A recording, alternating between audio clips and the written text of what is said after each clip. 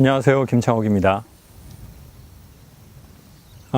저에게는 딸이 있습니다. 웃기네요. 그냥 이렇게 말하는 게. 딸이 있는데 이제 그 친구가 좀 저를 닮은 것 같아요. 뭐 외모를 말하는 게 아니라 이제 말을 배우기 시작하면서 어떤 질문을 하거나 말을 할 때 보면 이제 부모들이 그런 걸 느낄 수 있잖아요. 아, 이 친구가 약간 생각하는 방식이나 뭔가 그런 게 되게 나랑 뭔가 비슷하네. 그리고 때로는 저는 이제 좀 엄한 부모님, 그리고 나이 차이가 너무 많이 나는 부모님에게 자랐기 때문에 내가 할 수 없었던 표현이나 질문 같은 거를 저는 막 이렇게 그런 편은 아니니까 그걸 스스럼 없이 하네 라고 하는 때가 있어요. 이제 그 중에 하나가 뭐냐면 그 친구가 한 이제 7살 때쯤에 저보고 이제 이렇게 질문을 하더라고요. 아빠는 커서 뭐가 되고 싶어요? 라고 묻더라고요. 46살인가? 7살이었거든요. 뭐 한 45 이상은 됐던 것 같아요.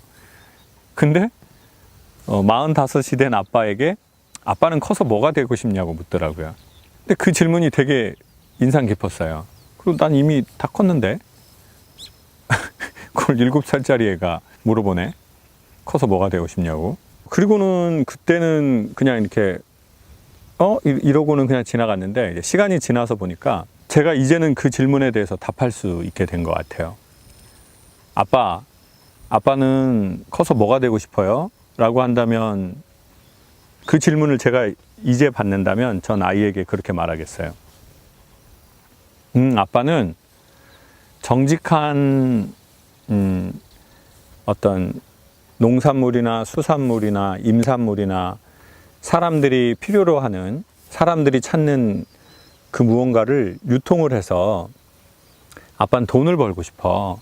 근데 그게 최종적인 목적은 아니고 아빠는 그렇게 돈을 벌어서 아빠는 사고 싶은 게 있어. 근데 그게 아빠는 뭐냐면 집도 사고 싶고 가수원도 사고 싶지만 그거보다 더 사고 싶은 게 있는데 아빠는 시간을 사고 싶어.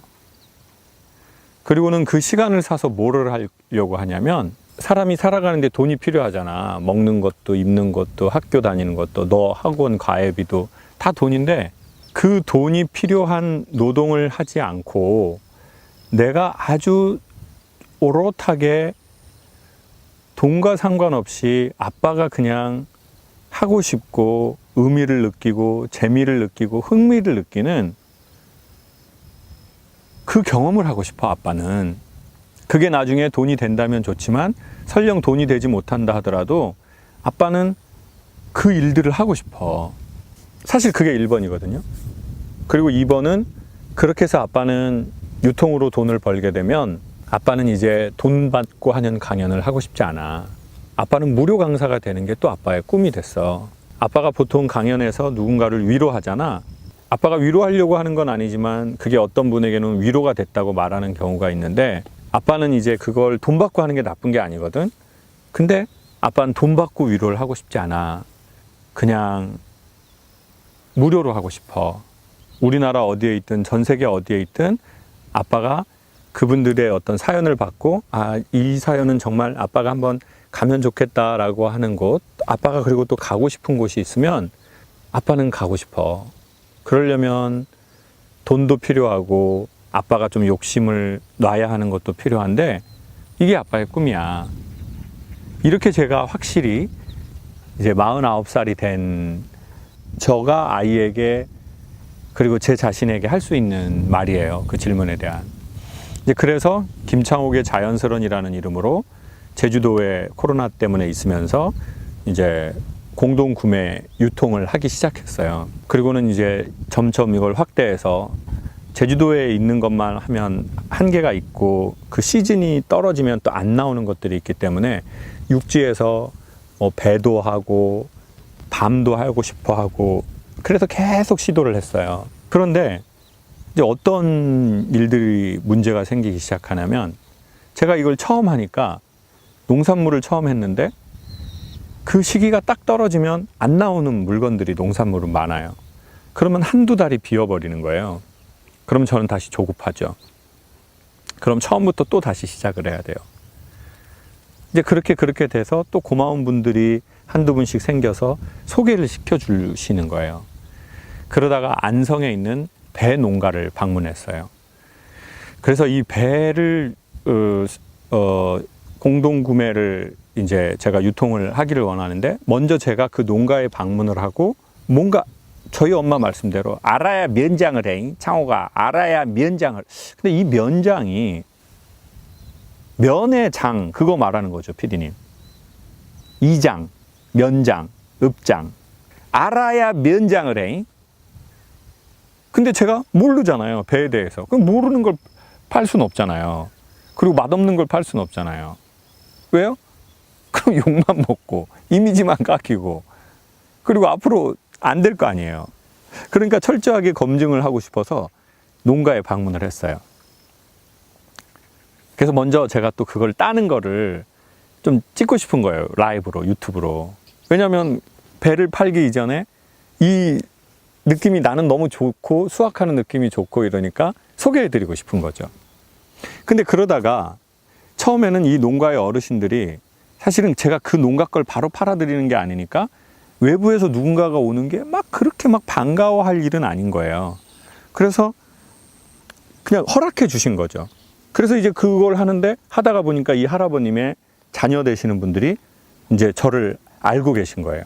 그러니까 아버님, 저 김창욱 강사님이라고 강연하는 분인데요, 재미있고 사람들도 많이 봐요. 이러니까 이 할아버님이 그 배밭은 아주 전통적으로 약간 구릉에 있는 뭐 약간 이런 느낌의 되게 오래된 배밭 같았어요. 그런데 할아버님이 아이고, 난 몰라봤다고 그러면서 다른데 한 군데 더 가자시는 거예요. 그래서 이제 제 느낌에는 약간 거기를 좀 소개하고 싶어 하시는 마음이 있나, 이런 생각이 들었어요. 그래서 할아버님 따라서 갔죠. 그런데 아니나 다를까 거기는 만든 지 얼마 안 된 느낌인 거예요. 할아버님이 얘기해 주시더라고요. 논에다가 흙을 막 이렇게 넣어가지고 밭을 만드신 거래요. 배밭을. 그래서 배밭을 만들어서 약간 그 정서의 느낌이 약간 그냥 좀, 왜냐면 논에다가 그걸 만들어 놓은 거니까 그냥 일렬 정연하게 탁탁탁탁 이렇게 심어 놓은 거죠.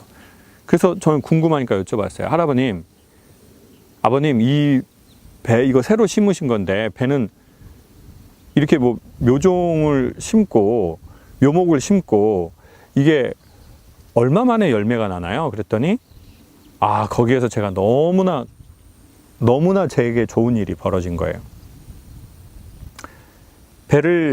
이 묘목을 심고 2년이 있으면 첫 열매가 나오는데, 그때 열매가 많이 이렇게 맺히려고 하는데 그때 열매는 다 따버린다는 거예요.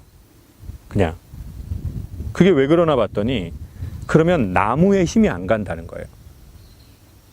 그렇지 않아도 새로 시작하는 나무니까 뿌리를 내리는데 시간이 필요한데, 열매가 조그맣게 맺기 시작하는데 이거를 그대로 내버려 두면 상품의 가치가 있는 배가 나오지도 않고 나무가 힘이 없어진다는 거예요. 그래서 그때는 다 잘라버린다는 거죠. 그리고는 5년이 지나고 올해 7년이 되어서 첫 수확을 한다는 거예요. 상품성 있는 게 7년에 처음 나왔다는 거예요. 그 얘기를 듣는데 제 마음에 마치 그런 현상이 벌어지는 거예요. 그러면 그 노래 아세요? 구주여 광풍이 일어 큰 물결이 뛰놀며. 찬송가에 그런 노래가 있거든요. 광풍이 이는 배에 그 배를 띄웠는데 모두 다 죽게 되었다는 거예요. 근데 잔잔해져라 라고 하니 그 파도가 쫙 잔잔해졌다고 하는데, 제 마음의 순간 그 현상이 벌어져 버린 거예요. 배밭에서. 제가 너무 조급한 거예요. 내가 이제 명확한 꿈이 생겼는데 나 이거 기목자로 돈 벌어서 나 시간도 사야 되고 내가 좋아하는 것도 하고 싶고 그리고 세상에 조금이라도 유익한 일을 내가 좋아올 것 같으니까 사람들에게 조금이라도 도움이 될 것 같으니까 나 이걸 하고 싶은데 근데 이 유통이 하나의 나무라고 생각한다면 이 사업이 우리가 사는 일이 새로 시작한 일이 여러분의 새로 시작한 일이 하나의 나무라고 생각한다면 이 묘목을 심자마자 열매가 나오는 게 아니고 그 다음 해에 2년 때에 열매가 최소한 나오는 것도 따버린다. 왜?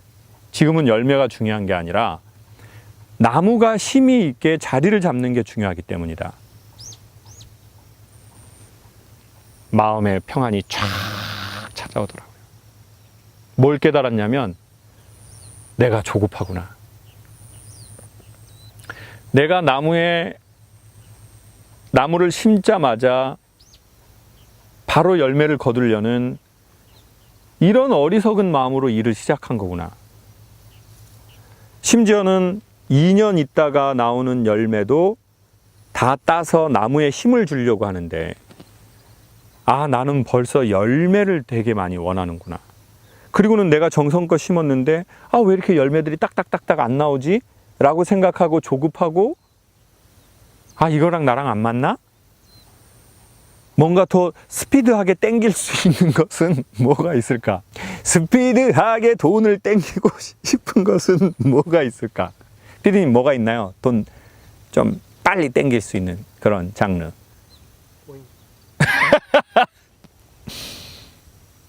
어떤 코인이 떨어지는 줄 아세요? 피디님이 산 코인. 주식은 언제 떨어지나요? 피디님이 살 때. 그러니까 길게 못 보는구나. 얼른 사고 얼른 팔고 지금 잘 될 것 같다라는 이 짧은 안목으로 투자하는구나. 하물며 그런 금융에 대한 것도 그렇게 하면 안 되는데 내가 이 농사 같은 이 일을 그렇게 하면 안 된다고 지금 까마귀가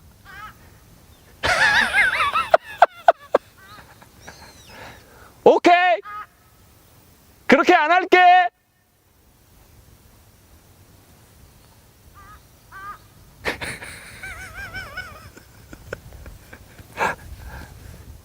여러분 보셨죠?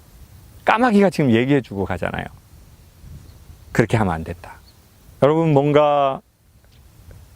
여러분 결혼이라는 묘목을 심었을 수도 있고 자녀 교육이라는 묘목을 심었을 수도 있고 사업이라는 묘목을 심었을 수도 있고 우리가 다른 지역으로 이사를 갔을 수도 있고 이직을 했을 수도 있고 이민을 갔을 수도 있고 뭔가 새로 시작하거나 이동을 해서 새로 시작한 모든 것들은 농사와 되게 비슷한 것 같은데요. 우리 너무 조급해하지 말고 1년, 2년은 작은 열매가 생긴다 하더라도 그걸 다 따버립시다. 그리고는 우리 그 일에, 우리의 그 마음에 나무에 힘을 주는 일을 합시다. 그리고 5년, 7년이 지나면 그때 탐스러운 우리 삶의 열매가 생기겠죠. 제가 농사를 짓는 것도 아니지만 가끔 농사를 짓는 평생 지어오신 어른들의 그 한두 마디에서 참으로 배우고 느끼는 게 많습니다. 감사하게 생각하고요. 저도 그 마음으로 살아가고 싶고 여러분 마음에도 그런 평안이 찾아오시기를 진심으로 바라겠습니다. 오늘 까마귀에게도 감사합니다. 고마워! 코로나가 이게 너무 오래 장기화되면서 그 어떤 강연에도 서울에서 하기가 여의치 않은 상황이 됐습니다. 그래서 저는 지금 제주도에 있고요. PD님 한 분만 내려오셨어요. 그래서 보시면 아시겠지만 아무 관중도 없고 오직 자연만 있는 곳에서 강연회를 하게 됐습니다. 뭐 엄청 어색하죠. 사람들의 얼굴 표정을 보고 강의하던 일을 오래 했는데 아무도 없고 우리가 이게 막 갇혀진 곳에서만 강연을 하다가 낯선 곳에서 강연하는 게 참 어색합니다. 여러분도 코로나로 저희가 태어나서 아마 이렇게 장기간 낯설고 아주 제약이 많고 불편한 이런 경험을 처음 하실 것 같아요. 대부분은. 저도 그렇고요. 어색하더라도 다시 한번 시작해 보겠습니다. 제 강연을 이제 좀 보셨던 분들이 가장 강연의 특징을 소개하면 재미있다, 유쾌하다 이 내용이 가장 많은 것 같아요. 그래서 어떤 분이 저한테 이렇게 질문하더라고요. 강사님, 재미있고 웃기는 걸 조금 배울 수 있나요? 그래서 제가 생각해 보니까 제가 어렸을 적부터 조금 뭐 재미있다고 하면 재미있고 산만하다고 하면 산만하고 좀 그랬던 아이 같아요. 그래서 이제 아이들이 이렇게 걸어가잖아요. 그럼 저는 이제 옆으로 이렇게 걸어갔습니다. 그리고 선생님이 질문 있냐고 할 때 이렇게 질문을 할 때 당연히 그렇게 하지 않고 한 번, 두 번 돌려서 손을 들었습니다. 참 밝고 외로웠던 아이였던 것 같습니다. 그래서 항상 이제 밝게 이제 학교를 다녔는데, 초등학교를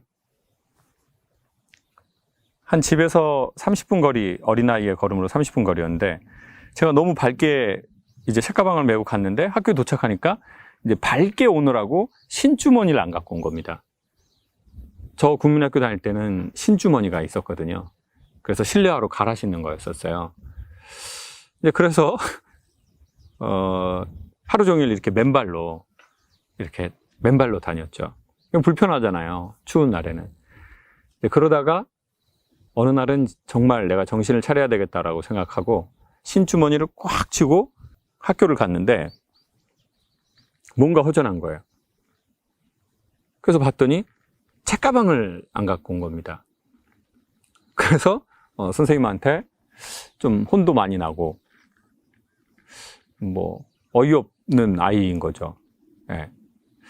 그렇게 저희 엄마 말씀대로 그냥 그 옛날 시계추 마냥 그냥 아무 생각 없이 학교를 왔다 갔다 그랬던 것 같아요.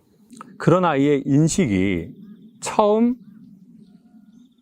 열리기 시작한 계기가 있었습니다. 제가 어렸을 적에 이 제주도에서 컸는데요. 그때는 골목에서 주로 뭐 딱지치기, 그리고 뭐 자치기, 주로 치기를 많이 했네요. 예, 그런 걸 하면서 어린 시절에 살았는데요.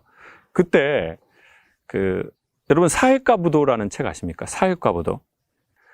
저는 이제 사회과부도라는 책이 있었는데, 그게 이제 누나가 쓰는 지도가 이렇게 있는 아주 바짝바짝한 질이 좋은 그 책이었어요. 근데 이제 그 책으로 이제 지리 공부를 한 게 아니고 이제 찢어서 이제 딱지를 이렇게 접어가지고 이렇게 양쪽으로 한쪽 면 이쪽 면에서 탁 넘기면 엄청 잘 쳐지는, 남한테는 안 돌아가지만 제 거는 남의 거를 잘 넘길 수 있는 이제 그런 딱지였었습니다. 방청객이 이렇게 한 분이 오셨는데 별아,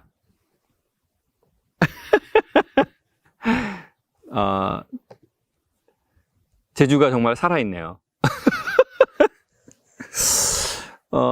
어디까지 얘기했죠? 제가 고양이가 왔다 가가지고, 네, 딱지를 이렇게 탁 넘기는데, 그때 제 생에 첫 소리를 들었어요. 소리. 분명하게 저는 그 소리를 들었습니다. 제가 이렇게 다리를 딱 대고 탁 넘기려고 하는데, 초등학교 한 3, 4학년 그렇게 됐을 것 같아요. 그런데 제 오른쪽 위에서 소리 없는 소리로 저한테 이렇게 물어보는 거예요. 아주 명확하게. 뭐라고 물어봤냐면, 사람이 죽으면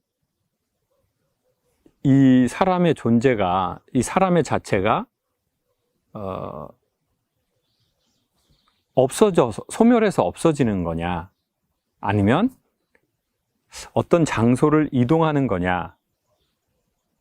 라고 저한테 분명하게 묻더라고요. 그리고 그냥 어린 나이였으니까 저는 특정한 종교가 있지도 않았고, 뭐 이순신 장군이나 뭐 이런 훌륭한 부신 분들은 죽어서 천국을 가고,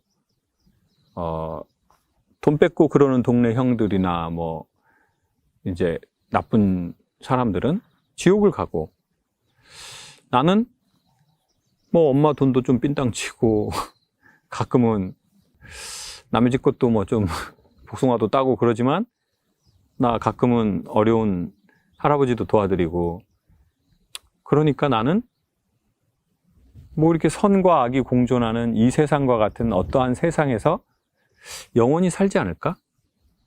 라고 생각했던 것 같아요. 그게 이제 제가 처음으로 제 인식이, 삶에 대한 인식이 시작된 그 소리에 대한 제 생각이었던 것 같아요. 그러면서 이제 고등학교를 졸업할 무렵에 영화 시스터 액트하고 미션을 봤는데, 이제 그게 제 마음에 어떤 소리로 들려왔어요. 그게 뭐였냐면 감동 있는 사람이 되고 싶다는 거였어요. 누군가에게 감동을 주는, 그래서 사람들의 마음의 문을 열게 하는 그런 사람이 되는 게 참 멋있어 보이고, 그게 이제 제 꿈이 흔히 말해서 된 거고, 삶이 저에게 노크하는 소리를 가브리엘의 오보에라는 엔니오 모리코네라는 그 영화 감독의 그 음악, 그 따라라라라 따라라라라라라라라, 여기에다 가사를 붙인 게 넬라 판타지아 이오 베레, 그 다음은 부르지 않겠습니다. 왜냐고요? 정확한 가사를 모릅니다. 어쨌든 우리가 다 아는 넬라 판타지아를, 그 오보의 곡을 들으면서 음악은 사람의 마음의 문을 여는구나, 나도 그런 사람이 됐으면 좋겠다라는 마음의 소리를 들은 거죠. 진동을. 여러분, 세상을 살다 보면 전 두 종류의 소리가 있다고 봐요. 첫 번째, 마음의 소리. 내 삶 너머의 삶이 부르거나, 다른 표현은 하늘이 나를 불렀다고 하거나, 아니면 내 내면 세계의 내가 나를 부르는 소리가 있습니다.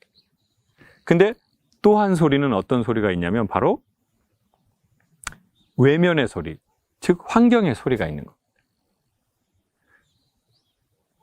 나는 이런 삶을 살고 싶어. 우리가 이렇게 생각할 때가 있잖아요. 근데 그 소리가 아예 안 들릴 때가 있어요. 그러면 사람은 뭐가 최고예요? 그냥 잘 먹고, 그냥 좋은 물건 쓰고, 뭐 그것도 소리라고 봐야죠. 어쨌든 근데 삶이 부르는 그 소리, 어떤 방향의 소리를 우리가 질문을 듣거나 느끼거나 내 마음의 진동으로 그게 발생되는 그때가 있거든요. 근데 누구는 그 소리가 점점 구체적이고 명확하게 들려요. 어떨 때요? 그 소리에 반응하고 살면. 근데 저는 그런 소리가 안 들려요. 저는 삶 너머 삶이 나를 부르는 소리, 내 안에 내가 나를 부르는 소리, 하늘이 나를 부르는 소리가 안 들려요. 자, 소명, 영어로 뭡니까? vocation.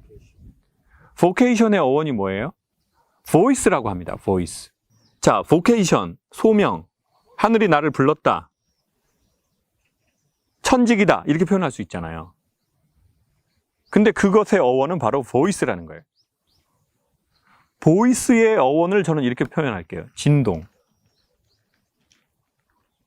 진동의 다른 말을 우리는 노크라고 할 수도 있어요. 내 안에서 나를 부르는 소리가 있었는데 그 소리가 좀 더 명확해지고 구체적이 되려면 그 소리에 대해서 반응을 하고 살아봐야 돼요. 어느 정도로요? 남들이 인정할 만큼? 아니요. 내가 생각했을 때 나는 이거를 죽게 아니면 살 만큼 했다, 더 이상 할 수 있는 게 없다라고 할 만큼, 그게 전 중요하다고 생각했던 것 같아요.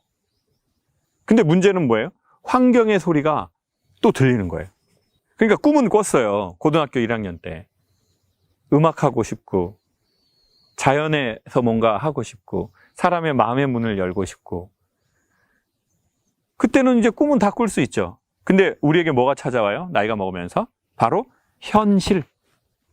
현실이 찾아오죠. 영어로 하면 뭐예요? 그냥 할게요. 현실. 실. 현실이 우리에게 찾아오는 거예요. 그럼 그 현실이 뭐예요? 제 경우에는 음악적인 배경에서 자라지 않아서 음악이 아무것도 뭔지 모르는 거예요.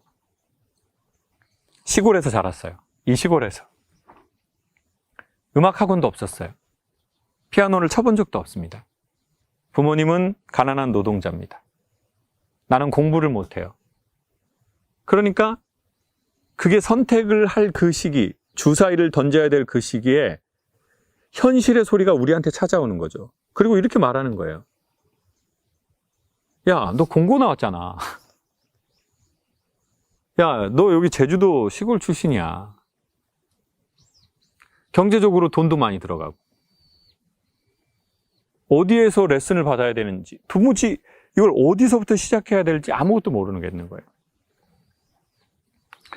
음악하던 제 친구들은 뭐 이런 얘기들 막 나중에 하는 거예요.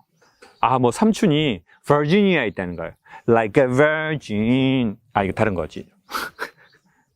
마더나가 생각나네요.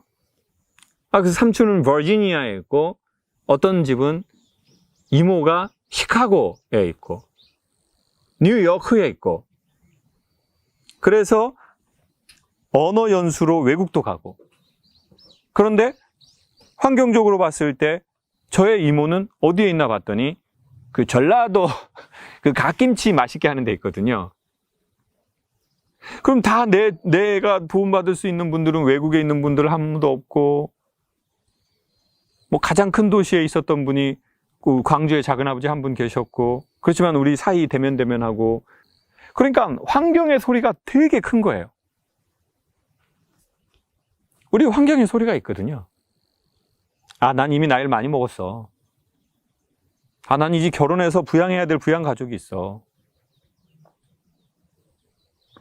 아, 이 나이에 내가 어떻게 해?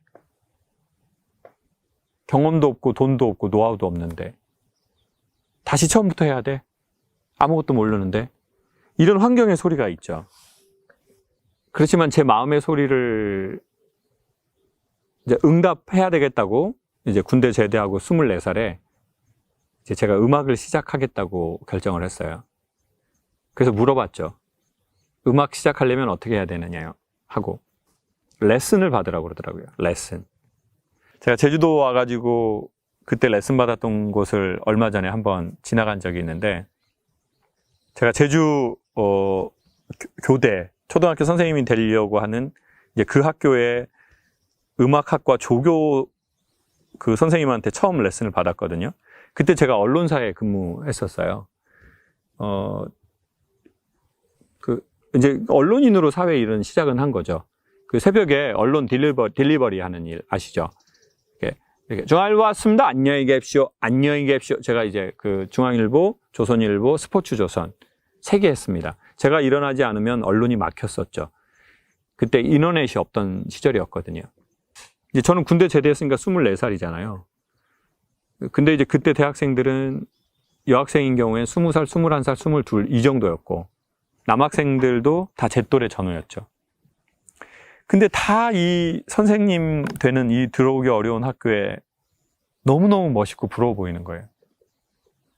근데 나만 24살이 되어가지고 신문 배달, 오토바이도 정말 좋은 것도 아니고 배달용 오토바이, 이제 그 앞뒤에 신문을 놓고 학생들이 그때 장스포츠, 이스트팩, 그때 엄청 유행하던 때였는데 그 가방을 메고 교문으로 이렇게 들어가는데 제가 너무 부끄러운 거예요. 그냥 창피하니까 제가 담벼락 옆에 시골길에다가 오토바이를 대고 월담을 해가지고 레슨을 받았던 그 기억이 그 학교를 최근에 지나가는데 선명하게 나더라고요. 근데 이제 그때 사람들의 소리가 막 들리는 거예요. 그때 그 누구도 저한테 이렇게 말하지 않았어요. 창우가 너 해봐. 너 잘할 것 같아. 창우가 너 음악 해봐봐. 이렇게 단 한 명도 그 소리를 내준 사람이 없었어요. 아는 분이 제주대학교 경영학과 교수님이셨는데 그 교수님이 제가 아는 분 중에 가장 학력도 좋고 직업도 좋고 그런 분인데 저에게 그런 얘기를 정확하게 하셨어요. 네가 믿음과 현실을 잘 구분하지 못하는 것 같다. 그 말이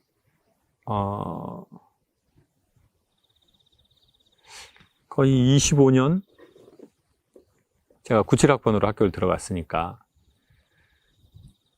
25년이 됐는데도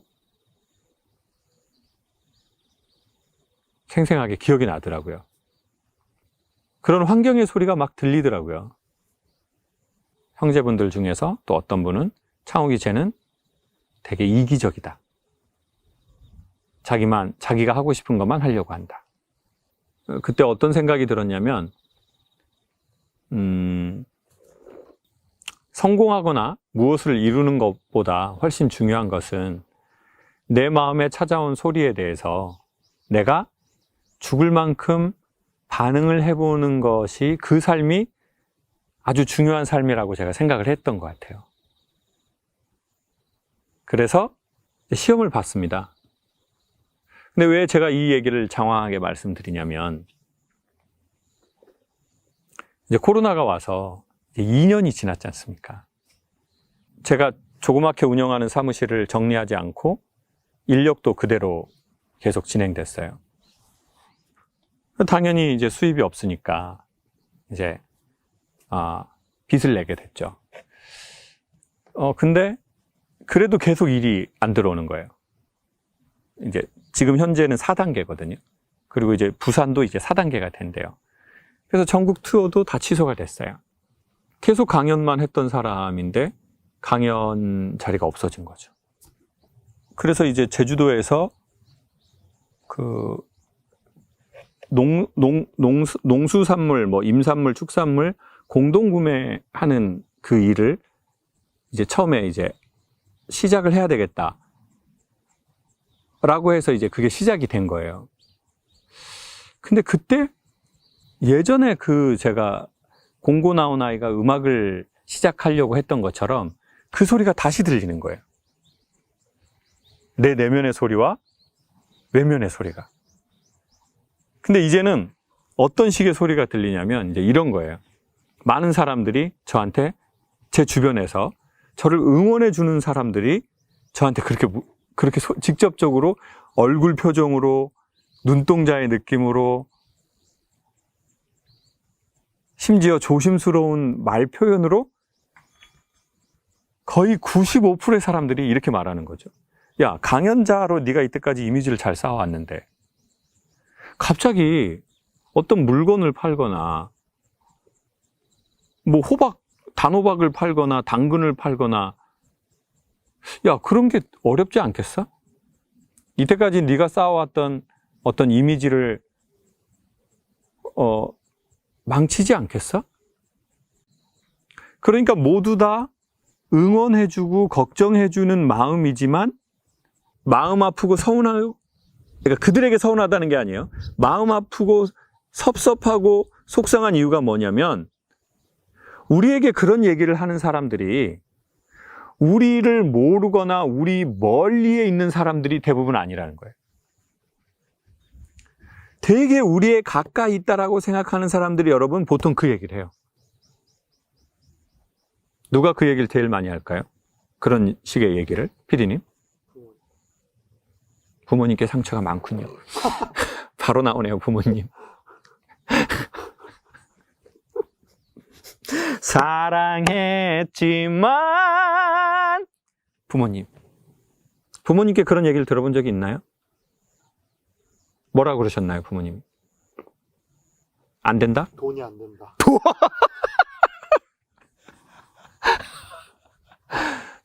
왜 돈이? 우리는 그때 연결돼서 뭐라고 하죠? 어디를 파보라고 하죠? 돈이 나오냐? 매우 중요한 주제 아니겠습니까?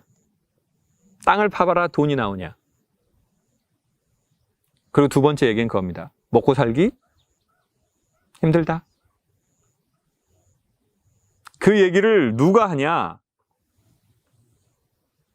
나를 모르는 사람이 하지도 않고 내 멀리 있는 사람이 하는 것도 아니고 나와 가장 가깝게 있다라고 생각하는 사람들이 그 얘기를 하는 거예요. 안 된다. 네가 될 것 같냐? 내가 너를 모르냐? 딱 보면 딱이야. 내가 너 모르지 않잖아. 그래서 마음이 더 아프죠. 물론 그분들이 우리를 걱정해주고 염려해주고 잘 되기를 바라는 마음 때문에 하는 거라는 것은 이해합니다. 그렇지만 그런 얘기를 너무 많이 들으니까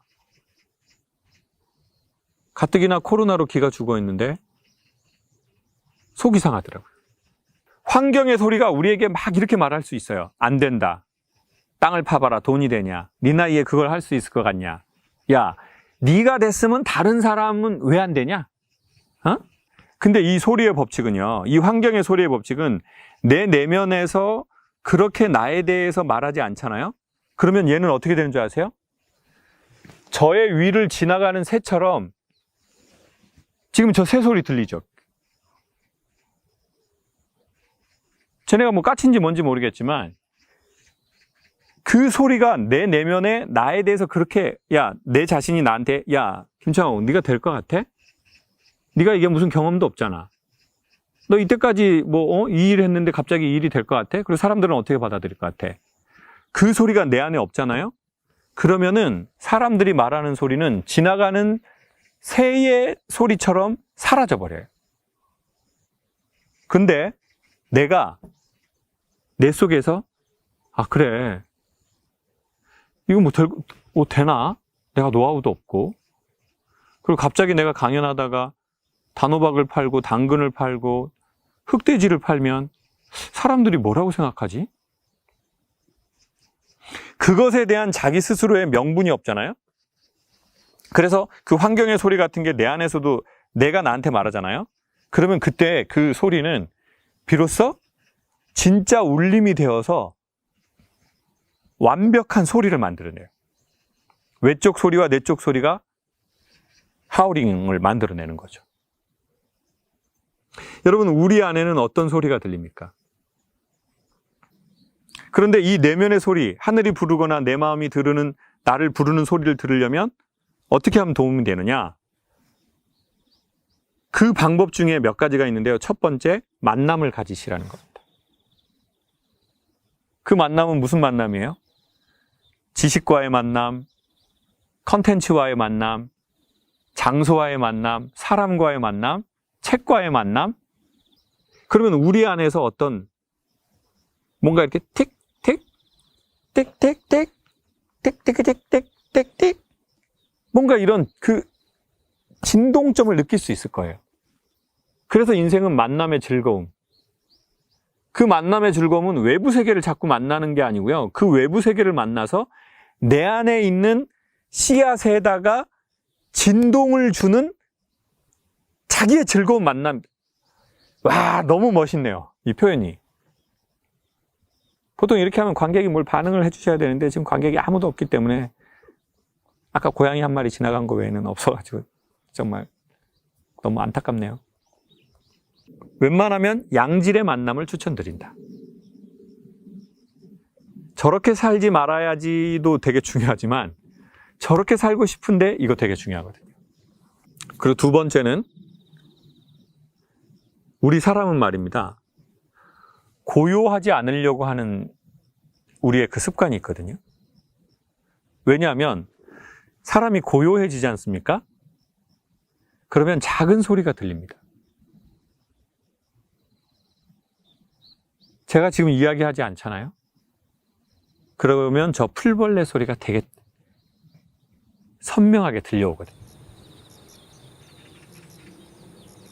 그쵸? 사람은 고요하면 자기의 내면과 마주치는 성향이 있습니다. 그래서 두 가지를 추천드립니다. 첫 번째, 만남을 가져보셔라. 두 번째, 고요한 시간을 가져보셔라. 그러면 우리를 부르는 소리가 조금씩 감지가 될 겁니다. 근데 이 소리는 반응을 해봐야, 성공한다는 게 아니라 반응을 해봐야 우리를 좀 더 부르고, 그리고 우리가 거기에서 어떻게 결정할지에 대한 것을 알게 된다는 거죠. 그래서 저는 제주도에서 지금 공동구매를 시작을 했습니다. 단호박도 하고, 청귤도 하고, 흑돼지도 하고, 애플망고 했다 욕을 많이 처먹었습니다, 고객님들께. 그러면서 생각하게 되죠. 그러면서 결정하게 되죠. 그러면서 그 삶이 저에게 다시 물어요. 넌 이제 어떻게 하려고 하니? 넌 어떻게 하고 싶니? 어떻게 해야 한다고 생각하니? 이것이 전 살아있는 삶이라고 생각합니다. 가만히 있지 않고 제 소리에 대해서 반응해 보려고 합니다. 제가 최근에 가장 감동받은, 계속 되뇌이게 되는 문구는 아무것도 하지 않으면 아무 일도 일어나지 않는다는 겁니다. 여러분은 어떻게 살아왔고, 저는 어떻게 살아왔고, 앞으로 우리는 어떻게 살고 싶습니까? 저는 하늘의 소리, 자기 마음 안의 소리, 삶 너머의 그 삶이 우리를 부르는 소리, 그 소리에 반응하는 삶을 살아보기를 희망하는 건 확실합니다. 제 삶의 중요한 모토는 성공이나 부자가 되는 것은 아닙니다. 물론 부자가 되면 좋겠지만 부자가 되는 게 제 삶의 최고의 지향점은 아닌 것 같습니다. 그리고 성공이라는 단어, 그 단어로 삶은 그렇게 단순하게 설명하기 매우 복잡하고 어렵고 심오하다고 생각합니다. 그리고 살아있는 것처럼 살아가고 싶습니다. 감사합니다. 안녕하세요. 김창옥입니다. 김창옥TV의 주요 내용이 정기 강연인데요. 벌써 이제 코로나로 한 1년 넘게 정기 강연회를 못하고 있습니다. 사람들을 만나서 얼굴 보고 얘기하는 게 저도 가장 편하고 또 신나고 그게 잘 되는데, 지금은 그럴 수 있는 상황이 아니어서 저기 있는 새들을 관객이라고 생각하고 자연에서 혼자 강연을 해보도록 하겠습니다.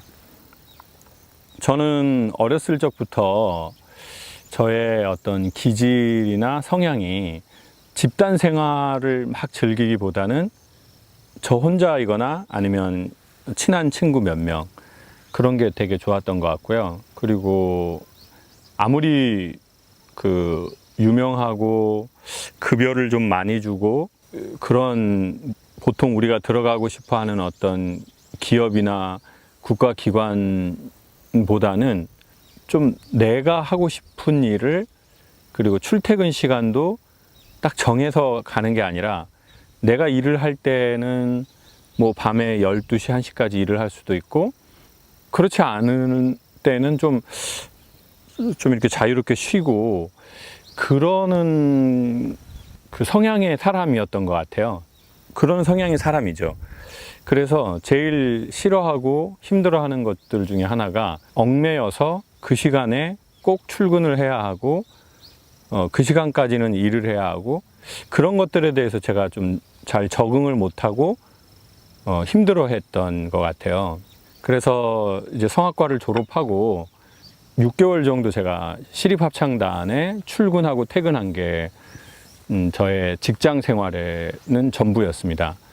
그런데 한 2, 3년 전부터 그런 프리랜서 생활에 너무나 익숙하고 그걸 좋아하는 전데도 외로워서가 아니라 내가 저 조직의 한 일원이 되면 좋겠다라고 생각하는 회사나 어떤 조직, 그런 게 한두 개씩 생기는 거예요. 그게 저한테는 너무너무 놀라운 일입니다. 그거는 마치 나는 결혼 정말 싫어. 결혼해서 누군가에게 구속을 받고 아이가 나오면 또 내가 거기에 대한 책임을 져야 하고 그런 게 나는 너무 힘들고 싫어 라고 하던 사람이 그렇다면 이제는 내가 자유라고 생각했던 그것을 반납하고 그 사람들과 함께 하는 것들을 내가 얻고 싶어 라고 하는 그만큼의 가치가 있는 어떤 사람이나 조직을 발견한 거거든요. 근데 이제 그 첫 회사가 여러분 혹시 아시는 상호명일 수도 있는데 어니언 카페라고 하는 곳입니다. 성수동의 어니언 카페로 시작해서 그리고 안국동의 조선시대 포도청의 건물을 다시 사용하는 공간이 있고요. 그리고 또 한 군데 더 우체국의 별관을 또 그렇게 공간을 연출을 해서 카페로 이제 쓰고 있는 어니언이라는 그룹인데요.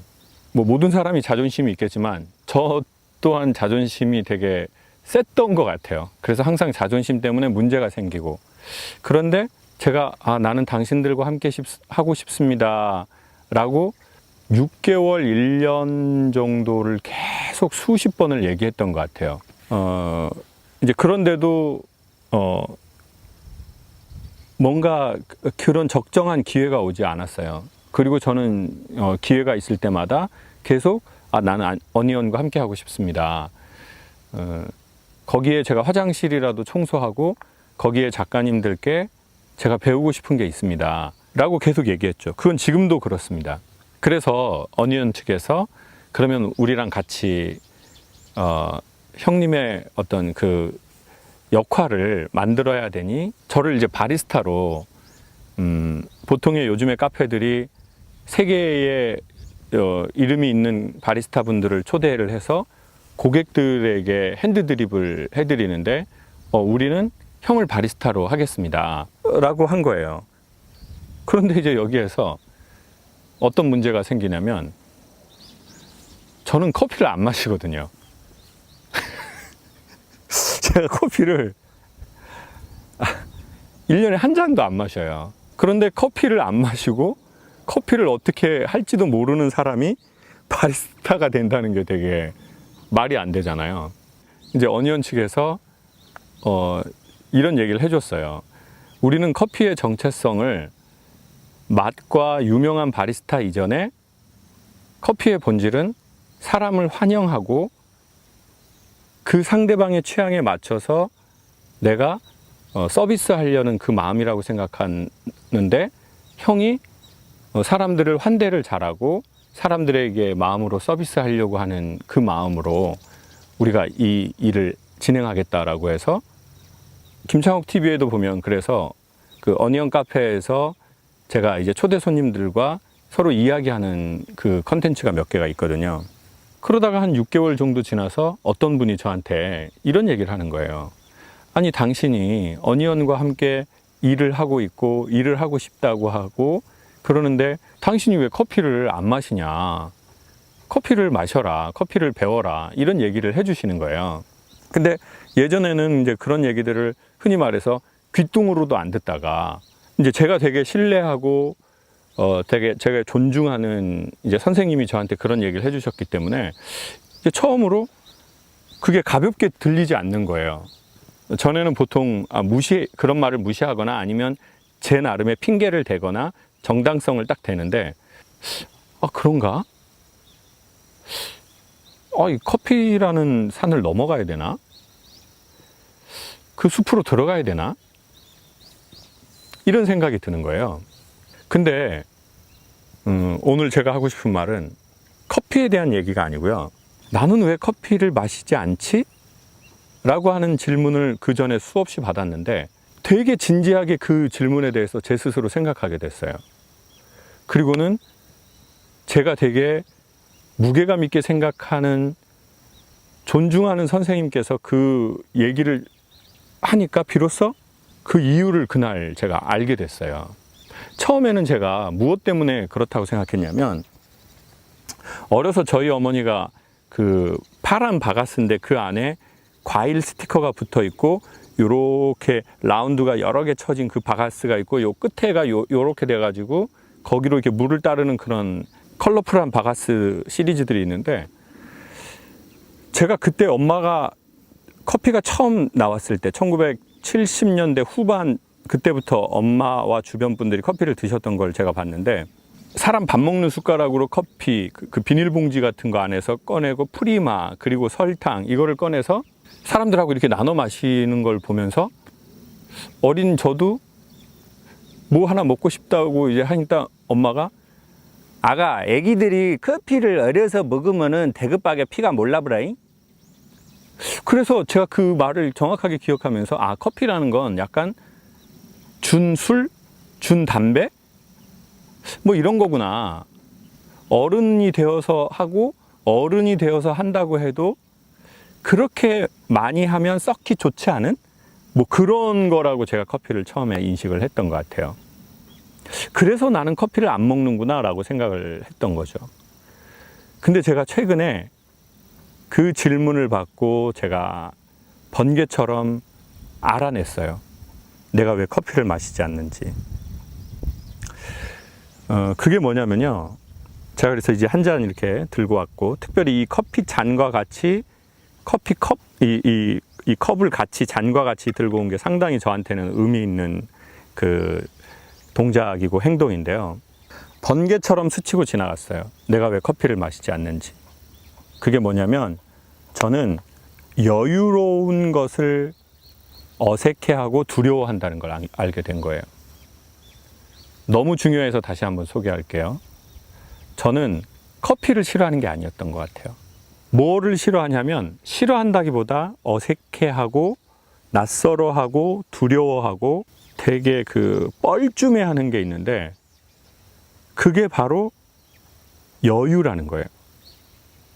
우리가 보통 커피를 마시는 여러 가지가 있는데, 그 중에 하나는 저는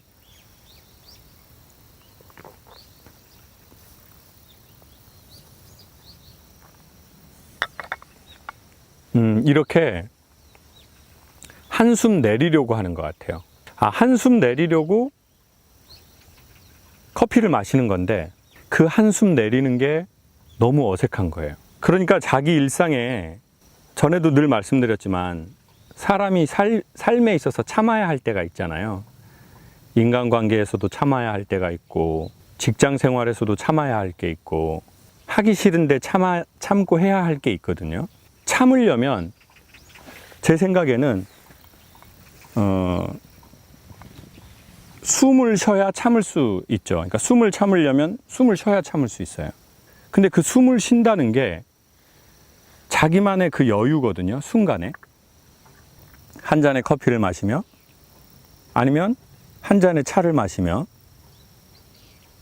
아니면 이런 자연에 와서 산책을 하면서, 그리고는 그 여유를 갖고 자기 숨을 쉬고, 그리고 그때 자기와 되게 친근한 그 사람과 이야기를 하고 편안하게 만나려고 하는 되게 중요한 그 한숨 내리기가 제가 보기엔 커피 같다는 느낌이 들었어요. 근데 저는 그게 어색하고 낯설고 심지어는 약간의 두려움까지도 동반한다는 걸 알게 된 거죠. 그러면 어떻게 되죠? 그러면 우리는 참고 또 참고 그러다가 한 번에 되게 폭발적인 힘으로 팡 하고 터질 수 있거든요. 그 터지는 게 한 번에 강한 보상을 받기를 원하는 것일 수도 있고요. 그 보상은 아주 강한 쾌락을 동반하는 그 무언가의 행동이 되겠죠. 아주 값이 나가는 물건을 살 수도 있고, 아니면 술이나 음식을 되게 과하게 먹어버리는 것일 수도 있고, 때로는 그게 폭력적인 성향으로 드러날 수도 있고요. 참 여러분 표현이 어떨지 모르겠는데 말입니다. 좀 방구를 꼈었어야 되는데 방구를 좀 꼈었어야 되는데 참다가 어떻게 되죠? 뭐를 지린다라고 피디님 하지 않습니까? 좀 아티스틱하게 잘 처리해 주세요. 이 똥을 지린다라는 거에. 그러니까 중간중간에 자기의 여유를 찾는 자기만의 커피가 있으면 좋은데 그 여유가 어색한 거죠. 의외로 편안하게 자기 숨을 쉬고 자기 여유를 순간순간 찾으면 그런 사람이 많지가 않고요. 그러면 중간중간 몸이 이완되거든요. 정신이 이완되고 그러면 어떻게 되죠? 자동차로 치면 충격 완화 장치, 우리가 보통 쇼바라고 하는 저 충격 완화 장치가 되게 마음에서 좋아지거든요. 여기 보시면 아시겠지만 여기 일반 차가 오기가 어려운 곳이거든요. 여기 들어오는 곳도 차가 들어오기 어려운 곳이에요. 근데 찝차를 갖고 왔어요. 충격 완화 장치가 좋고 타이어를 키워서 이러한 곳에 오는데 전혀 무리가 없고 오히려 더 재미있는, 그래서 이 멋진 공간, 이 땅이 제가 사고 싶어요. 돈 있으면. 돈 있으면 사고, 뭐 파는지도 모르겠는데. 자, 근데 뭐 중요한 건 여러분 그거 아닌가요? 오늘은 제가 이 공간에 들어올 수 있기 때문에 이 공간의 이 여유로움을 누릴 수 있거든요. 근데 그거는 왜 들어올 수 있냐면 쇼법 쇼바, 즉 충격 완화 장치가 좋은 차량, 그 차량이 있기 때문에 저 숲을 헤치고 비포장도로를 헤쳐서 이런 좋은 곳을 발견한 거예요. 아까 사실은 밑에서 저희 집에서 하려고 했는데 포크레인 작업 소리가 너무 심하게 나서 여기까지 올라온 거거든요. 내 마음의 충격 완화 장치가 좋잖아요. 그러면은 우리는 비포장도로를, 삶의 비포장도로를 가서 정말 숨겨진 좋은 스팟을 발견할 수도 있어요. 근데 내 마음의 충격 완화 장치가 좋지 못하잖아요. 그러면 우리는 잘 닦여진 도로로만 갈 수 있거든요. 삶에 그런 게 있어요.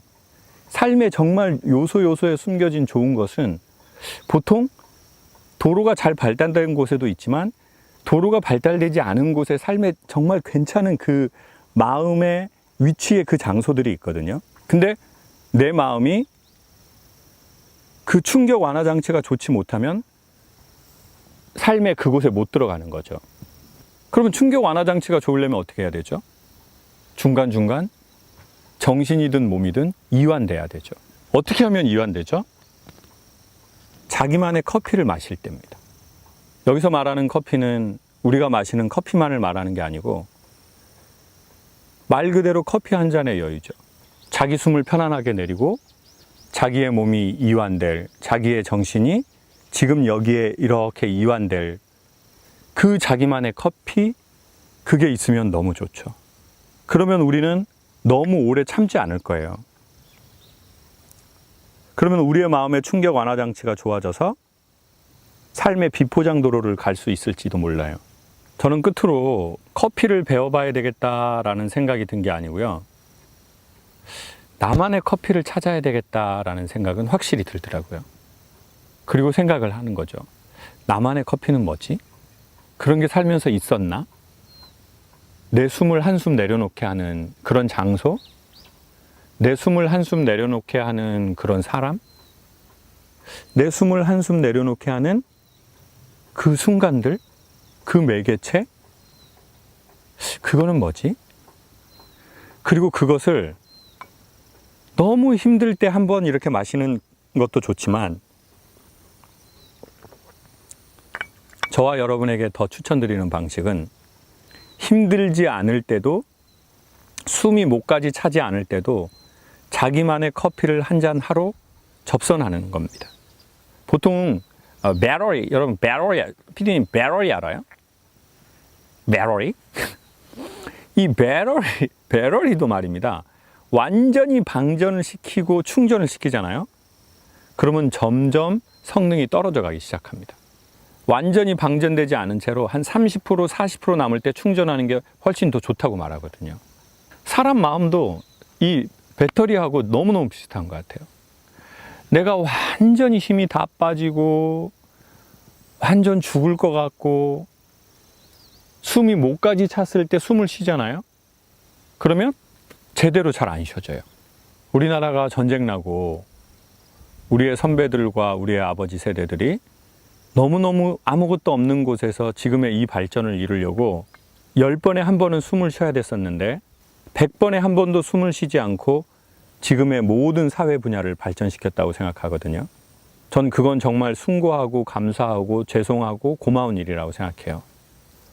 그렇지만 이제는 저는 그렇게 살아오신 분들과 그리고 그런 부모들을 보고 자란 세대들이 있다면 이제는 30% 정도 그 정도는 조금 변화해서 가보자라고 제 자신에게 얘기하게 됐어요.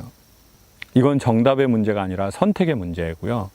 저는 그렇게 선택하기로 감정을 먹고 의지를 내린 것 같아요. 여러분만의 커피를 찾게 되시기를 바라요. 이 느낌이 참 이게 별거 아닌데 별거구나. 뭔가 이 순간 제 마음에 편안한 한숨이 내려지는구나. 여러분도 혹시 저처럼 여유가 어색하시거나 자기만의 한숨을 쉬는 게 어색하셔서 참다가 강한 보상을 원하거나 강한 폭발력을 지니게 됐거나 그러다 보니까 되게 민감한 그 충격 완화 장치와 같은 차가 되어서 뭔가 나랑 딱 맞고 잘 맞는 사람하고는 같이 뭘 할 수 있는데 뭔가 그게 불편한 장소, 불편한 사람에게는 갈 수 없다면 중간중간 우리만의 커피를 한 잔 하는 라이프 스타일이 됐으면 좋겠습니다.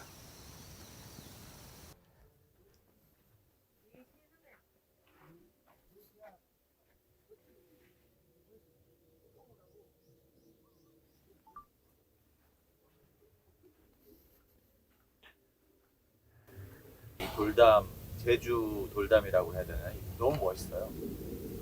이게 어떻게 보면 올레의 오리지널 그겁니다.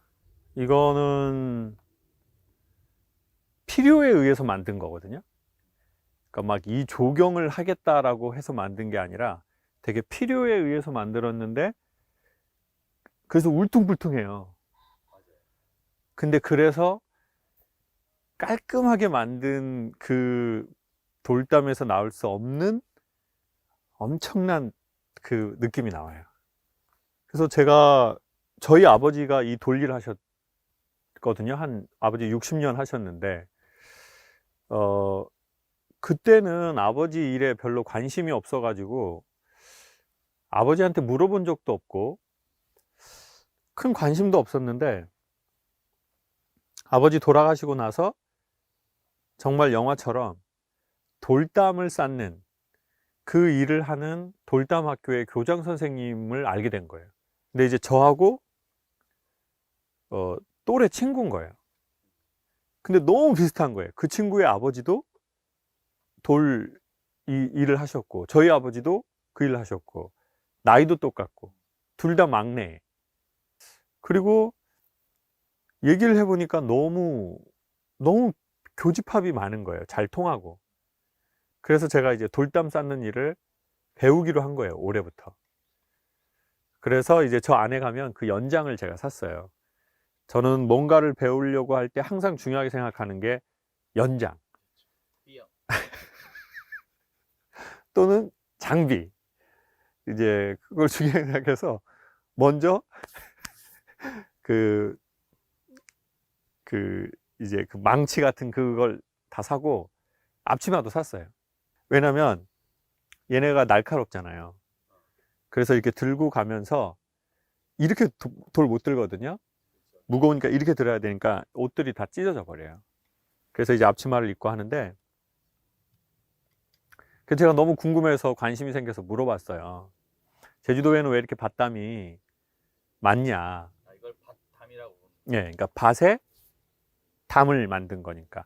그러니까 돌담인데 밭에 있는 돌담인 거죠. 그래서 그거를 이제 밭담이라고 하거든요. 근데 이제 그 이유를 명확하게 얘기할 수는 없지만 몇 가지의 큰 설이 있대요. 근데 제가 들어봐도 되게 타당한 것 같은데 되게 흥미롭고 배울 게 있더라고요. 첫 번째는 예전에 이제 방목을 해가지고 제주도에 말하고 소를 키웠거든요. 그러니까 얘네들이 이제 방목을 하니까 이제 농작물 있는 곳에 가서 얘네들이 먹어버리는 거죠. 그래서 농작물을 지키려고 여기가 이제 화산섬이니까 이런 애들이 이렇게 그 흙을 파다 보면 이런 애들이 되게 많아요. 제주도에는. 그래서 얘네들을 모아서 밭을 지키고 이제 동물들이 못 들어오게 그게 하기 위해서가 1번이고 2번은 제주도가 되게 바람이 많이 불어요. 진짜 저번에 제주도 왔다가 중요한 콘서트 있었는데 비행기가 비가 많이 온다고 못 뜨지 않거든요. 눈이 어마어마하게 많이 오지 않는 한 비행기 떠요. 근데 언제 비행기가 제일 못 뜨냐면요, 바람이 많이 부는 날이에요. 그래서 바람이 많이 불면 이 비행기가 못 뜨는데 진짜 바람이, 여기가 시골집이어서 막 정말 와 이거 진짜 어떻게 될 것 같은데 그 수준으로 바람이 많이 부는 거예요. 제주도에 바람이 많다 보니까 작물들은 얘네가 위에를 막 이렇게 흔들어 버리잖아요. 그러면 바람 몸살이라는 걸 알아버려요. 그게 뭐냐, 뿌리가 착상이 탁 이렇게 돼야 되는데 위를 막 흔들어 버리니까 얘네들이 땅에 이렇게 딱 킵을 못 하는 거예요. 그럼 어떻게 되느냐, 1번 죽어버린다, 2번 꽃이라면 색깔이 예쁘지 않다, 열매를 맺는 거라면 열매를 많이 맺지 못한다예요. 그러니까 이 바람에서부터 얘네를 지키기 위해서 제일 먼저 하는 게 방풍림이에요. 지금 이 옆에 나무 있지 않습니까? 얘네가 방풍림이에요. 바람을 막아주는 나무. 그렇죠. 그리고 그 밑에 또 밭담을 또 쌓은 거예요. 그러니까 얘네는 다 이제 되게 쉽게 말하면 지키려고 하는 거예요. 동물로부터 지키고 바람으로부터 지키고 이 식물들을, 여기가 되게 척박한 땅이니까 지키려고 하는 거예요. 근데 이거 되게 무겁거든요. 그래서 그런 생각이 드는 거예요. 자기의 삶을 되게 지켜야만 하는 환경에서 태어난 사람들이 있거든요. 너무 바람이 많이 부는 지역에서, 여기서 말하는 이거는 뭐 지리학적으로가 아니라 태어났는데 너무 집안에 바람이 많이 부는 거예요. 경제적으로 막 흔들리는 거예요. 정서적으로. 아니면 몸이 아파요. 사회적으로 집안에 무슨 문제가 있어요. 엄마가 안 계셔요. 아빠가 안 계셔요. 두 분이 안 계셔. 있는데 맨날 다퉈. 어떤 집은 돈이 너무 없어서 막 갑자기 사업이 망하고, 조금 잘 되다가 또 사업 망하고, 이게 다 바람이거든요. 그래서 이 바람 속에서 기본적으로 자라는 식물들은 잘 자라기가 어려워요. 그러니까 이제 그거를 지키려고 무거운 자기의 삶에 무언가를 갖다가 이걸 쌓는 거예요. 그래서 어느 날 이 밭담을 탁 보는데, 모든 사람은 밭담을 쌓은 그걸 돌챙이라고 하거든요. 이제 돌을 이게 타석해서 이제 쌓는 사람들을 돌챙이라고 해요. 모든 사람은 자기 삶의 돌챙이와 같다는 느낌이 드는 거예요. 어떤 대표는 자기 회사를 지키기 위해서 이걸 계속 무거운 걸 들어서 쌓아요. 그런 사람이 있어요. 어떤 사람은 가정을, 어떤 사람은 뭔가에 자기가 지키고 싶은 게 있거든요. 그게 돈이든 가정이든 건강이든 뭐 자기 삶이든 회사든 조직이든. 그래서 이 담을 볼 때 처음에는 그냥 뭐 예쁘면 예쁘다 이런 생각이 드는데, 아, 내가 이거를 이렇게 쌓았고 사람들이 이걸 이렇게 쌓았구나. 근데 여기서 되게 희망적인 게 뭐냐면요. 이 돌담에 보면 구멍이 중간중간 나 있어요. 밭담에 보면. 근데 저 밭담에 구멍이 있기 때문에 상대적으로 이게 조금 안 무너지는 주요한 원인이에요. 왜냐면 바람이 통해서 상대적으로 덜 무너져요. 그래서 저는 이런 생각이 들어요.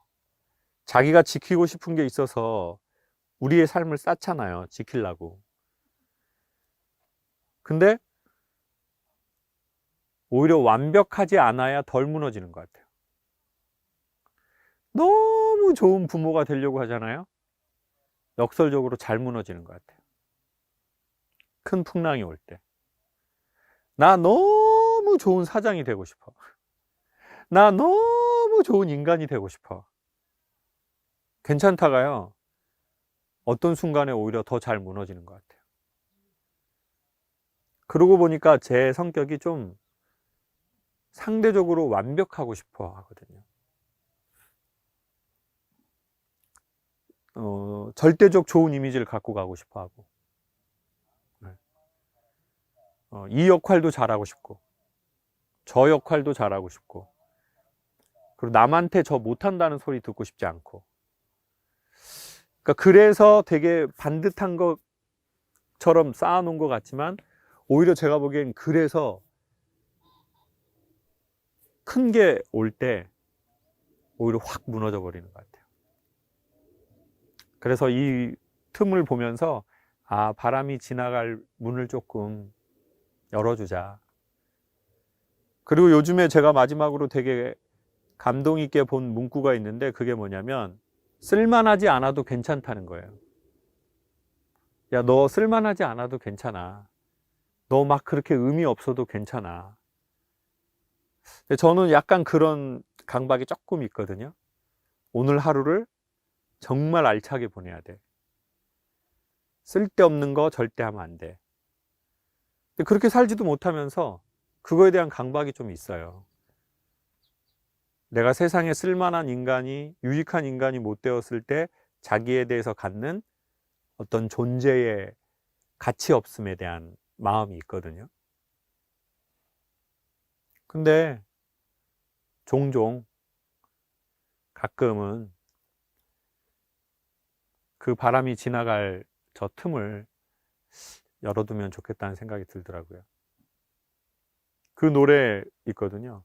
가끔은 실수해도 돼. 누구든 그랬으니까 괜찮다는 말. 한숨이라는 노래에 보면 그 가사가 좀 나와요. 제가 이게 길게 안 하는 건 저작권에 입에대일까봐 그러는 거지 노래를 못해서 그렇다라고 생각 안 해줬으면 좋겠어요. 이건 누군가의 밭담이 아니고 자기 인생을 제가 보기에 그렇게 쌓은 사람들이 있거든요. 자기 회사를 지키려고. 근데 항상 내가 모자라다는 생각이 들어요. 아, 내가 좀 더 좋은 대표였으면 좋았을 텐데.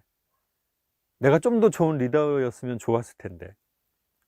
내가 좀 더 좋은 엄마였고 좀 더 좋은 아빠였으면 좋았을 텐데.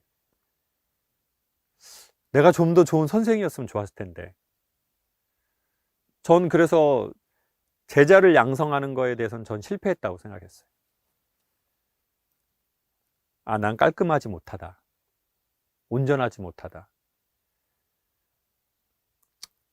그러니까 난 그건 실패다.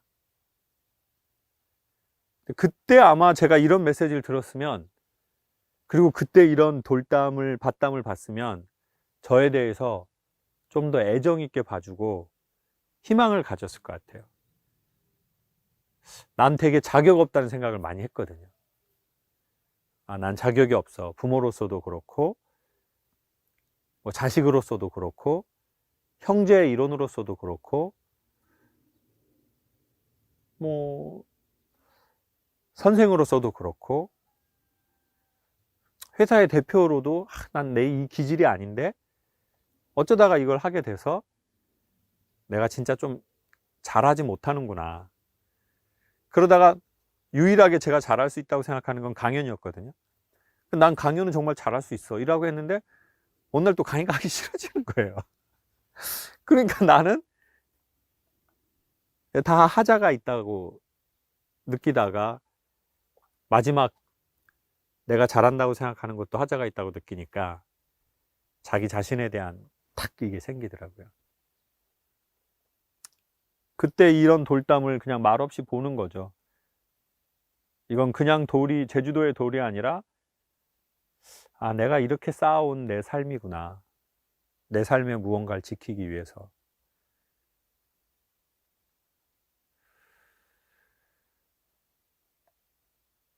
몇째예요?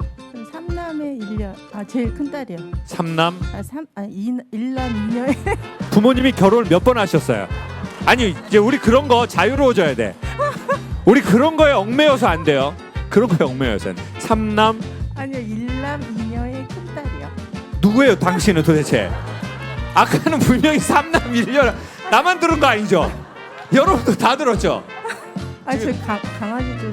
당황했다고요? 네, 강아지가 포함됐어요. 아 강아지가 포함됐어요? 또라이가 오셨구나. 아니 강아지를 포함해가지고 헷갈린다는 거 나 처음 듣네.